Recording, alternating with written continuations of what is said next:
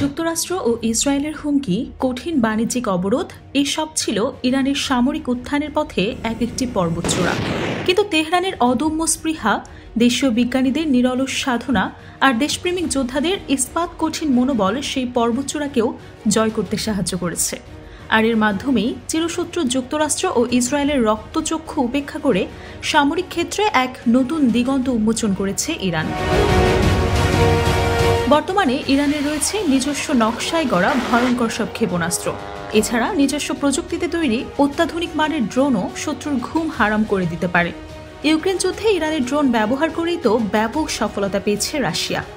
এত কঠোর বাণিজ্যিক নিষেধাজ্ঞার কঠিন বেড়ি ইরানের হাত পা বাঁধতে পারেনি, বরং সে প্রতিকূলতাই যেন তাদের উদ্ভাবনী শক্তিকে আরও কয়েক গুণ বাড়িয়ে দিয়েছে। তারা আত্মনির্ভরতার মন্ত্রে দীক্ষিত হয়ে সামরিক শিল্পের প্রতিটি ধাপে নিজেদের মেধার স্বাক্ষর রেখেছে। মাটি থেকে আকাশ, জল থেকে মহাকাশ, প্রতিরক্ষার প্রতিটি স্তরে ইরান আজ আত্মনির্ভর। ইরানের সামরিক সক্ষমতা শত্রুদের হুমকির ঊর্ধ্বে বলে মন্তব্য করেছেন দেশটির পার্লামেন্টের জাতীয় নিরাপত্তা ও বৈদেশিক নীতি কমিটির মুখপাত্র ইব্রাহিম রেজাই। সম্প্রতি ইরানের জাতীয় নিরাপত্তা ও বৈদেশিক নীতি কমিটির সদস্যদের সঙ্গে বৈঠকে বসেছিলেন তিনি।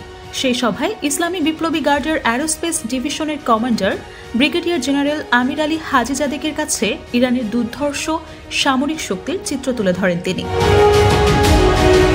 শত্রু দেশগুলোর উদ্দেশ্যে ইরান সরকারের এই শীর্ষ দুই কর্মকর্তা হুঁশিয়ারি দিয়ে বলেন, ক্ষেপণাস্ত্র ড্রোন শিল্পের অভাবনীয় উন্নতিতে ইরান আজ অতীতের যে কোনো সময়ের চেয়ে বেশি শক্তিশালী ও প্রস্তুত।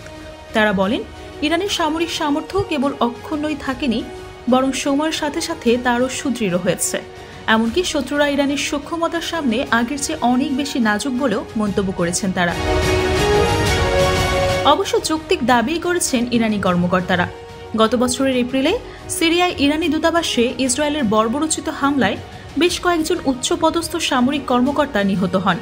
এর জবাবে ইসরায়েলি ভূখণ্ডে ক্ষেপণাস্ত্র ও ড্রোন হামলা চালিয়ে তাদের দম্ভ চূর্ণ বিচূর্ণ করে দেয় ইরান।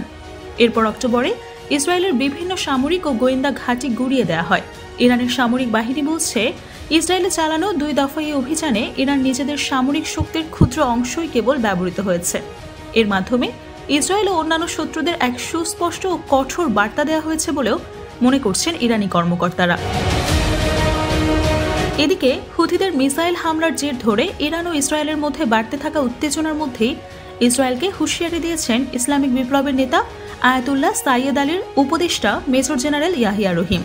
ইসরায়েলের যে কোনো আগ্রাসী আচরণের সমুচিত জবাব দিতে প্রয়োজনে আবারও অপারেশন ট্রু প্রমিসের মতো অভিযান চালানো হবে বলে হুঙ্কার দিয়েছেন তিনি।